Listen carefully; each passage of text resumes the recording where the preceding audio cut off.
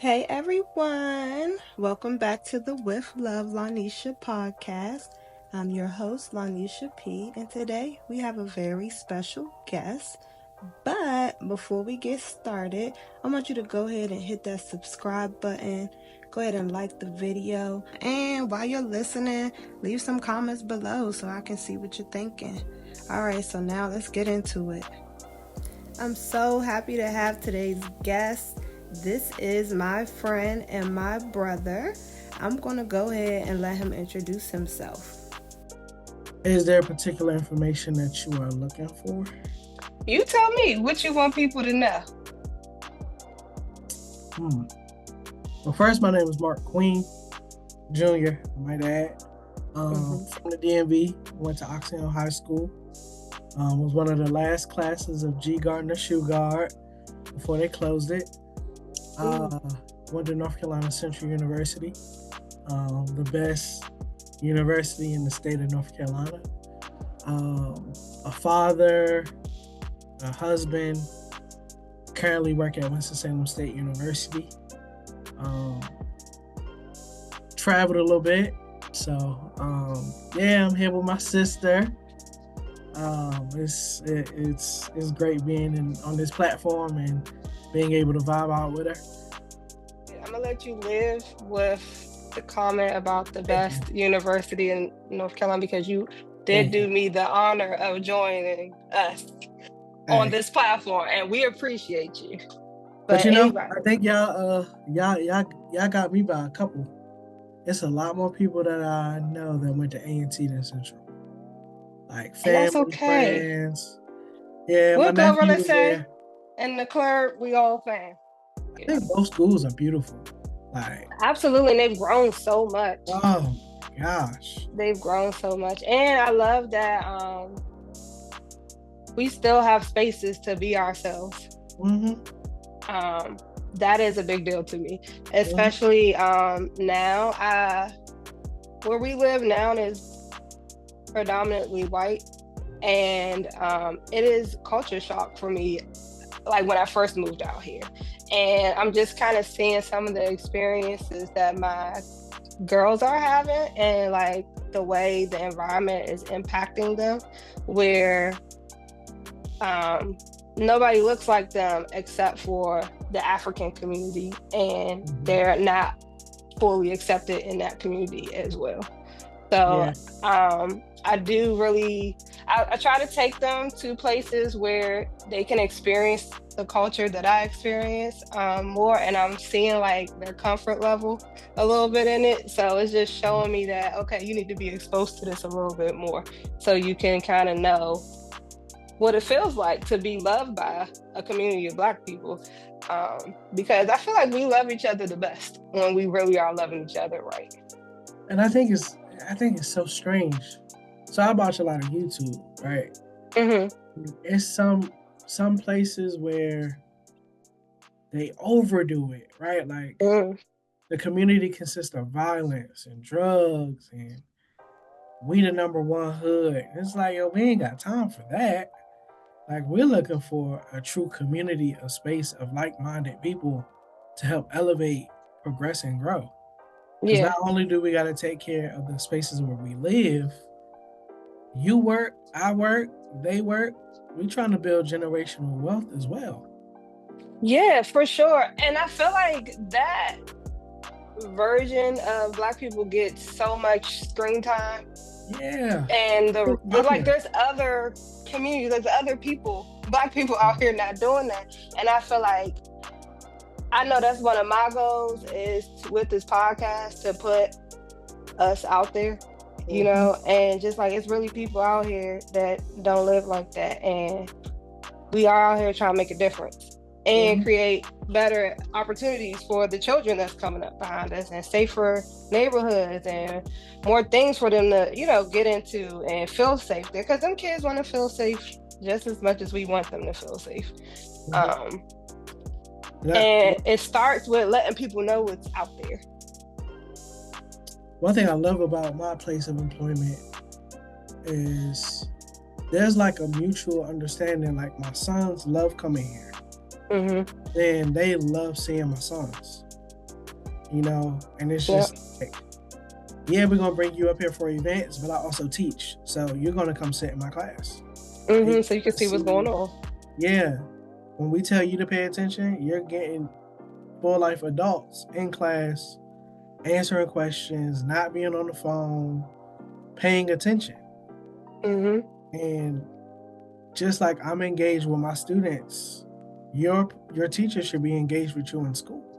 Mm-hmm. But when we say don't act out, no talking back, no disrespect, this is what this looks like in real time. So we're going to go to basketball games. We're going to go to cool programs. We'll walk you around campus so you can see what college life is like. And I'm going to show you the halls because this is where you're going to be staying when you go to college. Mm-hmm. Also, in the classroom, we are raising scholars. And in real time, you're seeing what being a scholar looks like. Mm-hmm. Being able to answer questions, showing up on time, being engaged, coming up to your professor, hey, I turned in this assignment, sorry it was late, I take full responsibility. So I love being a father because I'm able to show my kids that in real time. So that's pretty dope. Yeah, no. I think it's so important for them to see people modeling what they're being expected to do. Mm-hmm. It makes a difference. Mm-hmm. And you can kind of see the difference in them once they start seeing how other people are moving that are on the trajectory that their parents want for them to be on. Now, they might shift, and do their own thing later, but you can't say that we didn't show you. Right. You can't say that we didn't show you. Because they have been on like program flyers. They've been in promotional videos. Yeah. It's like, and do I expect them to come to this institution? Probably not. But they know that the expectation is for them to go to college. Yeah. Trade school. I just need you to go somewhere after you get your high school diploma. Just continuing to learn. Yeah, I got my master's working on being a PhD candidate. Their mom is currently getting their master's. So it's like the examples are there. Yeah. So I just need you to walk through it, but understand that word community, it follows you. Mm-hmm. People love them. I mean, they come up here and the whole office shuts down. Come on in, let's watch a movie, let's eat some popcorn. Okay, go study, and then come back and finish. So, yeah, I love that we're talking about community today because community is important out here. Yeah, so before we started recording, I was going to tell you about something that happened with Kennedy, and it makes me think of like how you just said, your kids are loved when they enter into a space, right? So Kennedy, for those of you that don't know, is an autistic teenager, right? But I think as a parent of a child with that type of disability, I worry about her a lot when I can't see her, right? Mm-hmm. But I'm realizing that every space that she's ever been in, Kennedy is so loved. When I come to the school, I can see the amount of love that she's receiving from the people that work there. And that has been to every school that she's been. And I worry, but every time I go, I'm reassured that God's with her and that the community that is around her cares for her well-being. Recently, she rides the bus to and from school, right? And the bus driver, it was an African-American male, and Kenny loved her a strong Black man. I don't know what it is, but she loves it. She loves it. And that's who she responds to the most, right? So I guess the bus company took him off of her route. And that was kind of sad for her because she looked forward to seeing him in the morning and the afternoon. Mm-hmm. So yesterday, Kenny come in, she takes her little nap in the afternoon, she change her clothes or whatever, and she'll come back out. I'm walking past the living room window and this guy's like walking up to the patio door. So I'm like, somebody walking up to the door. So I looked and it was her bus driver. And and he stopped by. He was like, I was in the area. I stopped to get Kennedy the cookies she liked. Hope you don't mind me pulling up to give it to her. But I was thinking about her. And I was like, okay, well, let me go get Kennedy. Kennedy screamed, jumped on this man like it was her granddad. Like she ain't seen him in 50 years, but she was so happy to see him. And that is my definition of community, right? Like these are people who are really taking an interest in the well-being of your family when you're not with them. I think about like, it doesn't take much to show somebody you care. Yeah. You see what I'm saying? And that was such an easy example of how you could do that. She made an impression on him enough for him to think of her, to make her day, to let him know, let her know. Versa too. Sounds like they made an impression on each other. Like something or things must have taken place that were so positive that they have formed a connection. However long the bus ride is, they have built some type of amazing. They bonded some type of way. Oh man, that's love. Yeah, I mean that just made her day. She didn't have any episodes after that. Like we had no problems at Kennedy at the end of the day. So I really, really appreciated him for that. My grandmother actually taught me how to build that level of relationship with the people in our community. With Kennedy's other bus drivers from when she was smaller, my grandmother would take them like gift cards on holidays or like just little cards to let them know that they're appreciated and we know Kennedy's a handful and thank you for, doing what you do every day. So I kind of picked that up too. And maybe that is a part of it. But I think, like you said, something transpired that made her trust him and they created that bond with each other. I mean, I think it goes back to even him getting them to school safely. Yeah. I think it's some type of saying that, as a Black person, you're lucky to get home after you walk out the doors to leave.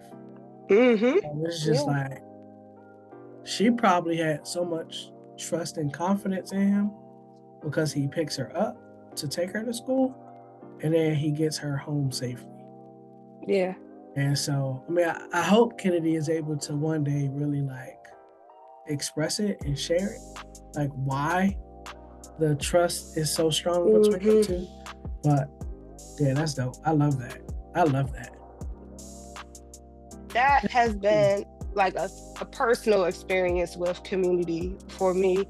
Would you like to share a time when you felt a strong sense of community? Yeah, so my boys, they just transferred schools. My boys and my wife. So they go to the new school that she works at. And the other day we was talking about just grades and scores, and we was like, oh man, it's almost time for y'all to switch grades. And then my 6-year-old just starts bawling.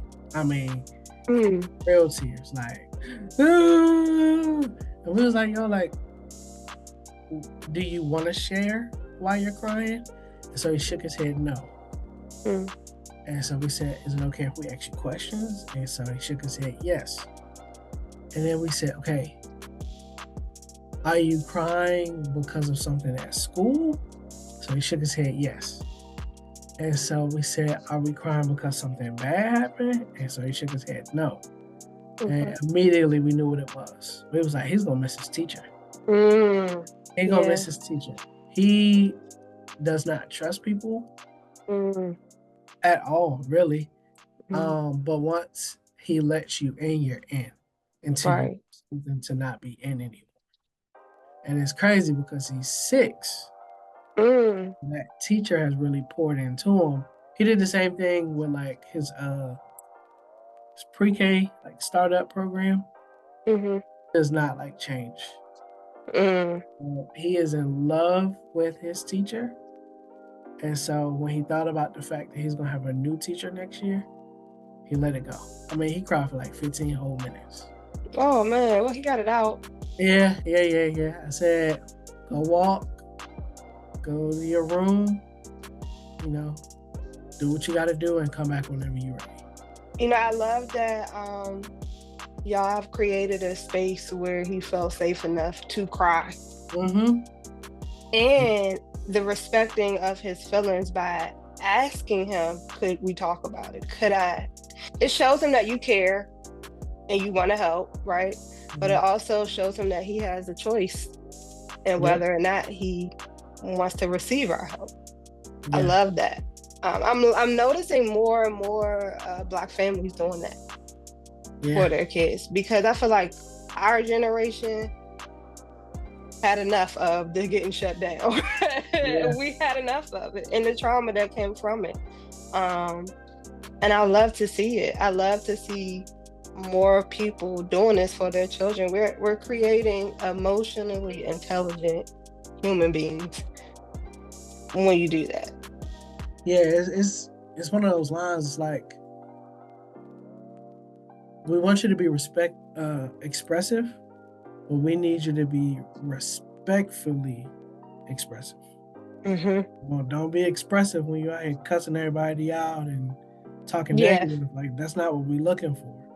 But even if it is a negative situation, if you know how to properly use your words, communicate your thoughts. Let's hear it. Let's hear what you got to say. And so it's cool to be able to open up those doors at such early ages so they can understand how to properly navigate their thoughts and express them in a way where we can carry on conversations. Whether it's positive, negative, you're trying to convince me of something, like, let's talk about it. Let's talk it through, because it's different. When we grew up, it was like, this is how it is, and this is how it will be. And so we try to minimize those type of approaches as much as we can. You are originally from Maryland, but you've been in several different places. Tell me how you foster connections and community with people being away from home. So I think the scariest thing I've done in my life is move from North Carolina to Ohio.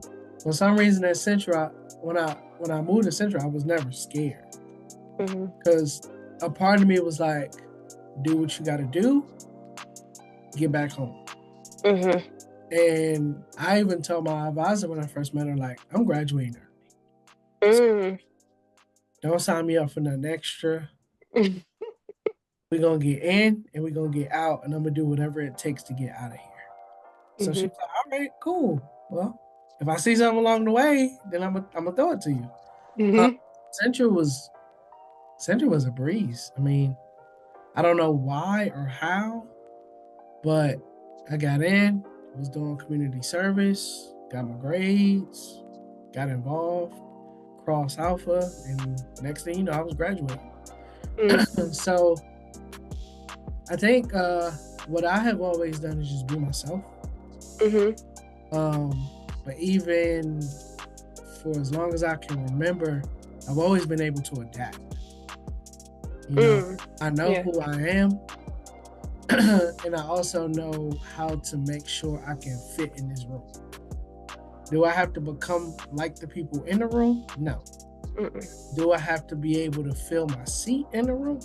Yes.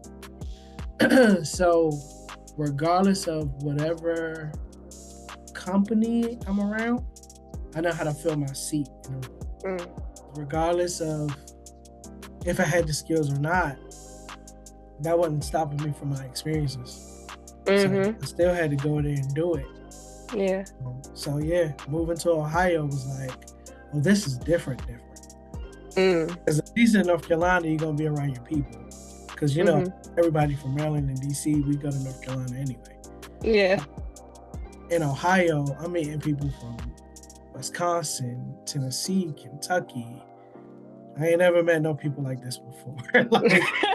So, it's just like, okay, well, and now I got to put on. I got to put on for my people. That's always been the motivator. Like, no matter where I live or where I'm staying, I'm from Maryland. Mm-hmm. And so I'm gonna be a representation of Maryland everywhere I go. What do you think? What do you think is the barrier for people who have trouble making connections? Like, what do you think causes people to not take up the space when they enter into rooms? Imposter syndrome. Not feeling like they're capable of doing it. And what I always try to remind people, you wouldn't be here if you wasn't capable of it. Mm-hmm. Like, whatever you applied for, whatever you went for, you're in the room because they want you in the room. And so now that you're here, it's not the time for you to doubt yourself. Show them who you are. And show them why they put you in this space. I mean, at points, do we have to assimilate to cultures? Yes. Mm-hmm. You gotta navigate the space. Right? I can't be myself at home, the person that I am at work. But I can be who Mark is. And so I just try to remind people, like, hey, it's not the time to doubt yourself. Because that's good. If you doubt yourself, you're going to actually show them that they made a mistake. And they didn't make a mistake putting you in this space. Show them why you're here. Show them why they picked you. How do you feel like, what do you feel the impact on somebody's mental health can be when they don't feel like they belong in a community that they're living in? It's major. Yeah. I mean, I work in housing, so I work in housing at a university. I see students pick up and go home every day because they don't have that thing that's connecting them to the community. And so recently I had a student just wake up, call her out-of-state parent, and was like, I'm ready to go. And so I had to sit her down like, well, what have you done to build this? Mm-hmm. And, hearing her answer, I said, if you can give me a week, I can help you. Mm-hmm. But we need a week because we got to show you some things. And plus, I need to find out what you're interested in. Because I think not knowing your interests is also blocking you from building a community around you. Yeah. I think it's layers to the mental health piece of it, because it all depends on where you are when you start the process. Mm-hmm.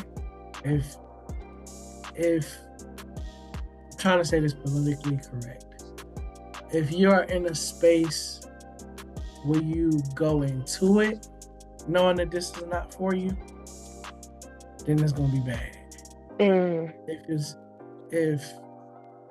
If you're in a space where it is for you and then it slowly dies off, that means you're not filling your cup. So it's layers, but I do think the mental health aspect is important.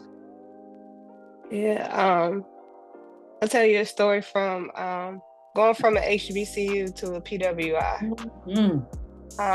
And this was PWI like during the time with George Floyd, and we had all the things happening, the shootings was happening in Baltimore. Like, it was a whole bunch of that going on, right? And being the only Black student in a classroom full of not Black students. Mm-hmm. And it turned into me being the spokesperson for all Black people in every class, right, that I was in. And that was a very isolating feeling. Like, it made me not want to go to class. It made me want to like just get in and get out, because it's taxing. It's emotionally draining to have to keep talking about something that's been happening in our community for so long just because I'm here. And then I've had experiences where before I lock my hair, I will wear my hair out in the fro. And I've had people come up to me and literally I have to catch their hand before, you're touching you grab my hair, and they would be offended by the fact that I didn't want them to touch me, right? So like just that made me move from taking so many classes on campus to hybrid or online classes. And I feel like that's probably why I didn't make as many connections at that school that I did when I was at A&T. Because it was so isolating trying to connect with people who don't understand you. And it was like, I got a different sense of them because they literally have not been exposed like to people other than themselves. A lot of the people that I met come from communities where there's only people that look like them. So now it's like you go from seeing something on TV to this is in living color right here. Like, I don't know. They don't know what to do, right? So it's kind of like, do I step up and be like, oh, this is how you treat everybody because this is how I want to be treated? Or do I be like, this not for me to teach you this? Like, I don't have the bandwidth to sustain that level of attention just for the sake of being included, I guess. So I feel like that really like took a toll on my mental health being at that particular school during that time. And then I tried to join like the BSU they had there, and it was so Black, I didn't know what to do with myself. Like, it was like, I'm talking about Afro Puff Fist, like dashikis, like everything. And it was like, okay, I'm not on this level of this, but I'm also like, don't want to be over here. So like now I'm just gonna go to school and go home every day. Yeah. So you remember when we used to go to those go-go's in Greensboro? The homies used to ride up there to meet you to go out. That man, I saw those pictures the other day. What did that remind you of? You said what? What did that remind you of? Good times. Yeah. Like it was one of them things like we wasn't afraid to go out. Yeah. You know, we went out, it was carefree. Of course you had to be careful of how you move, but it wasn't one of those things of you going out feeling like something bad gonna happen at the end of the night. It was just like, no, go out, have fun. You with your people from back home. Let's just yeah, that's what it felt like. Piggybacking your example, when I was in Ohio, when I first got there, it, you know, my immediate coworker team, it was mixed, half white, half Black. The next year, I was the only Black person. And so I feel what you said about being that like almost like token Black person. Yeah, like. And you know, we had a Black organization in housing. So I was like, okay, I gotta do this for them because they need the opportunities that the white kids got. So now it's just like, not only am I a staff member, but I'm a representative for every Black kid that lives in housing. Yeah. So it was just like, that's heavy. If anybody can do it though, I can do it. Yeah, for sure. And I'm about to do it, and I'm about to show out. So I mean, you know, I ended up winning like Advisor of the Year, ended up going to conferences, hosting programs about being the Black person in the space. A couple summers ago, I went to a conference, and I wasn't the only Black person there, but I was the only HBCU person there. And so it's like, whoa, all these MSIs and PWIs, and I'm the only Black person. I'm the only person from an HBCU. That took on its own layer of responsibility, because here I am representing a 5,000, 6,000 person school. All these other schools, 12,000, 30,000, 40,000 students. And so they're talking about budget, opportunities, things like that. And I'm like, sorry, we don't relate. But let me tell you why my school's better than yours. So it's just like, dang, like I hate to be that person in the room, but I had to be. Because I'm grateful to be here and receive a scholarship, but I'm not about to feel less than because we don't have the resources that y'all have. Yeah, and that's what you mean by fill your seat. I'm gonna show you what happened. Yeah, I love that. Yeah. I love that. So what do you think people can do to foster better connections, like to build better connections so that they can feel a part of the community? And we could go ahead and close it out with that one. I think I get on my wife about this all the time. I tell her she makes friends too easy. What do you mean by that? Because I feel like you need to be preaching to me about this too, because I'm so quick to make a friend, and then in a couple of weeks I'm like, dang, we were just talking about this. I'm like, dang, I be thinking I have friends, and then I realized shortly after that that's not my friend. So yes, please enlighten me. Well, I think you got to understand what the friend word means to you.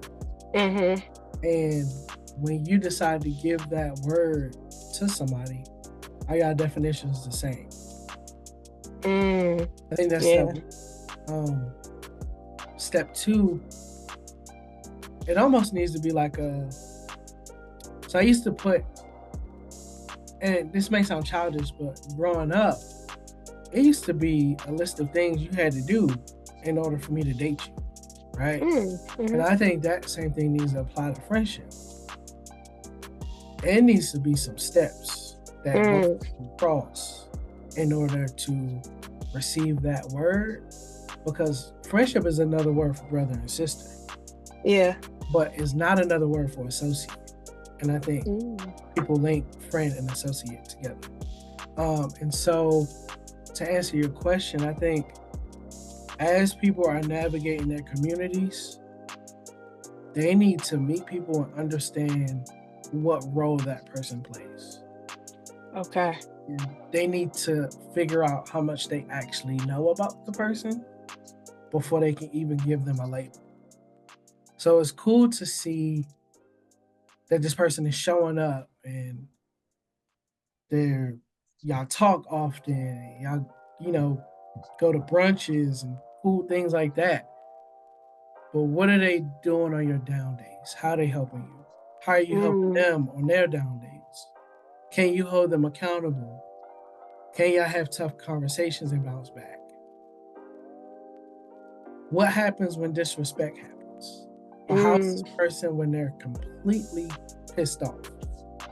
So it's just some things you gotta see and understand and know before you can really engulf this person as a friend.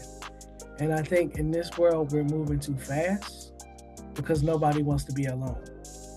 Nobody wants to be isolated. We're in a picture-taking society where I'm at brunch and I'm with all my homies.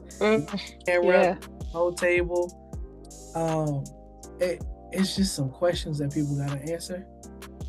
And because I'm a loner at heart, I don't mind taking the time that's needed before I can give this person these tests. Because I know I'm a pass it, right? Like, I know I'm gonna celebrate birthdays. I know I'm gonna hold people accountable. I know I'm gonna be your sounding board when you're having a tough day.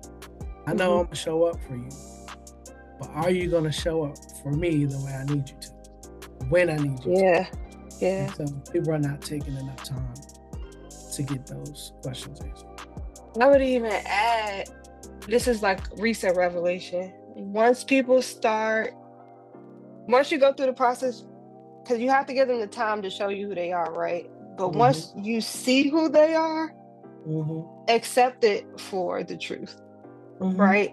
Because I think my thing is, I'm so quick to, I see the good in everything and everybody, and the potential is there, and but just because it's there doesn't mean that they're willing to reach that version of themselves or they have any interest in it.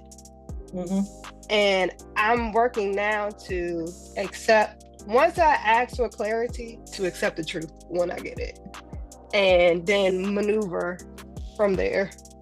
Yeah, some of my closest friends now, are people that I've mentored for years. Because when you are my mentee, we are not friends. Mm-hmm.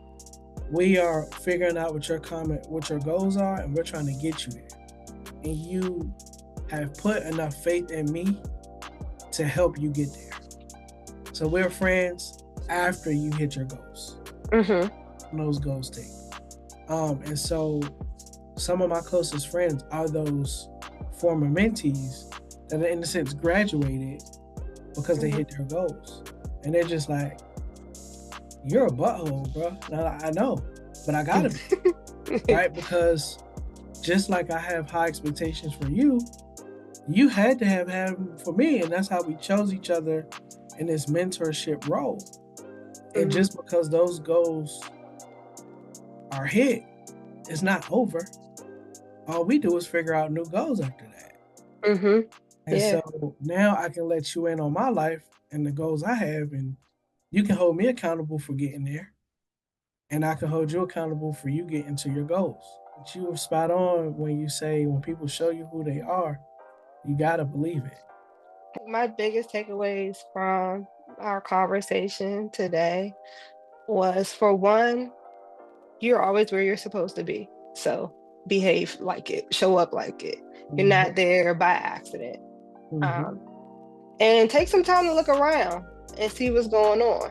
See what you can potentially connect to before you decide that it's nothing to connect to. Also, stop and think when you're making those connections. My grandma used to say that to me all the time, and it didn't resonate like it hit now, as an adult, but like, observe and think about what it is that you're seeing before you decide how you want to connect with it. Is this going to be something where this is going to be a long-term friend or community that you're going to stay a part of, or is this something for the moment and then we're going to get what we need and move on? Yeah, and so this reminds me of some stuff I was talking to my class about. I guess in all of this, you got to treat it like a job interview. Right? When you show up, you got to read the room. You can tell if these people don't like each other. And so, is that something that you want to be a part of? Yeah. Right? You can tell if it's real, if it's fake, it's phony, if it's just for this moment. Like you can read all of that. So while you're reading a room, you got to figure out, is this what I want to put myself into?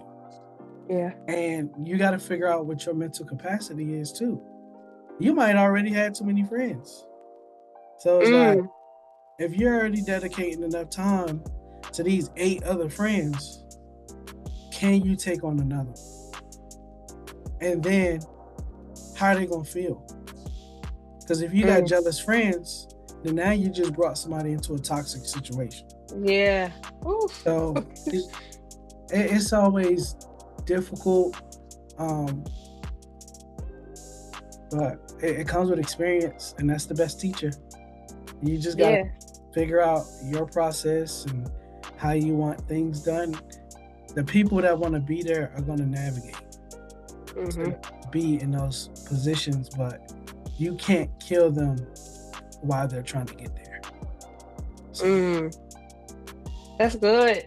Thank you. Thank you so much for joining me today with this conversation. It was so good. Like, you are an example of a friend turned family to me, and I really felt what you said. You either my brother, sister, or you somebody I know at this point in my life. And I do appreciate our connection and how we've been able to sustain it for over 2 decades now, which is crazy.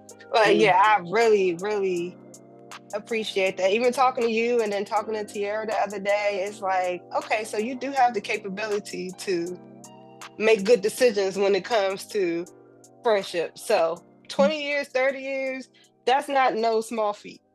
Like, we actually we gotta make sure our kids know each other. For sure. Yeah, you gonna get me down there in North Carolina, and I'm waiting on you. Yeah, here I come. Say less. It's a land right across from my house. It's a plot of land across from your house. Okay. Right in my neighborhood. I really think that'll be good for them. Yeah. Yeah, I really think that'll be good for them. I think it would be good for all of us, to be honest. So we are definitely going to touch base about that. Come on down to Statesville, North Carolina. That's where I'm at. I've never been. I need to come. I'll be there to visit for the housewarming. Don't worry. You can show me around. I stay a couple days. Show me around. Statesville kind of boring, but we're not far from Charlotte, so. Okay. Well, we'll find something in between. Absolutely. I'm excited. All right. I love it. I'm gonna hold you to it. Okay, please do. All right. Thank you so much. No problem, sis. I love you. Thank you for this opportunity. Love you too.